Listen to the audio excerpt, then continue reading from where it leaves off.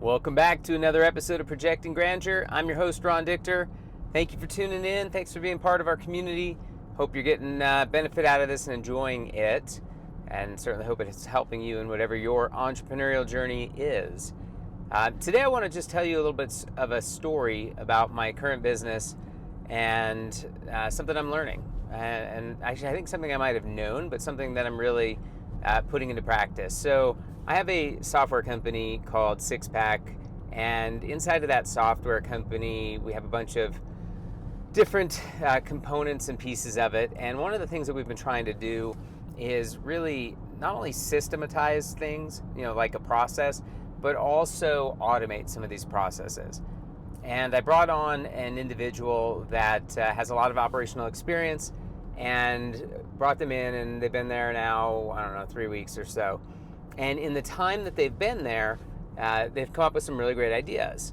However, we kind of hit I don't want to call it an impasse, but let's just call it our first disagreement, in that they wanted to automate a process and they wanted to then eventually even further automate it using AI. And I'm totally supportive of all of these things.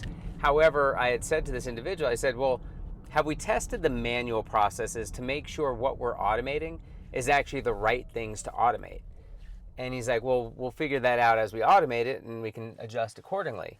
And I said, well, wouldn't it be easier, faster, and probably cheaper to just kind of look at each of the manual components of it, and then from there, make necessary tweaks on the fly, because you can do them a lot quicker manually than you can, changing automation. And then based on those tweaks, once we get a manual process that we feel is the right way, then we automate the process from there. And this person disagreed with me and said, well, you could do it that way, but it's a lot easier to build the automation, let it run, and then from that automation, basically make the tweaks to the automation. And I said, okay, but how long does it take to build that automation? And, each of the various steps would take, hours, days, weeks, in some cases. And I said, well, what if we spend all that time and it's not exactly the way we want it and we want to make tweaks? Then we got spend another, days or weeks to change the automation. And he's like, yeah, but at least at that point you've got the automation built. And I said, right, but wouldn't it make sense to just take a few extra days, really, dig into the manual process, make sure that we have that right before we spend any amount of time trying to automate something that may actually not be what we think is right? So anyway, my point to this whole story is I'm a believer that automation is key, but automating the wrong thing is actually more detrimental than, automation in general. And so I think taking any part of your business, whether it's sales, whether it's support, whether it's product, whether it's, just a systematizing something, and making sure that the manual process or componentry is actually the way you want it to be. Because, as a human, we can pivot and think and, use our critical thinking skills in our brain to be able to make adjustments and tweaks to the process to perfect it to the best that we believe it can be before we then spend time to automate that. And I think that it's a lot easier to do that first. And so I went through this debate with this individual, and ultimately at the end of the day, I convinced him that, we should just manually make sure we have this the right way first, and then put time into the automation.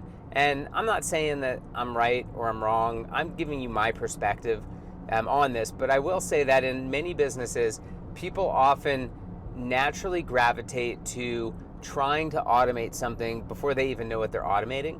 And it actually makes the job a lot harder, because you have to not only spend the time to automate in theory what you think is going to work, you then, if you're wrong, you have to actually spend time to then, reconfigure, that, whether that means in, coding, whether that means in, rebuilding workflows through, whatever software you're using.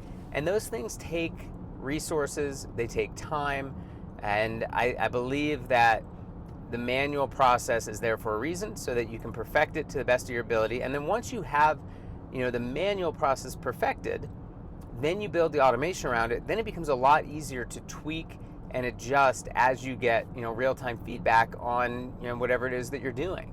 And so I think that my word of the day, or my advice of the day, is to, before you get so excited about creating automation, especially with AI, because AI has really helped to, speed up the way we can automate things. But it also, again, you can't just trust AI to do this for you. You have to be able to, use your own brain to really understand your business, to figure out what are the different things that have to have in place to then create that automation. So my word of the day here, my advice of the day, is take a minute, spend time manually understanding the process.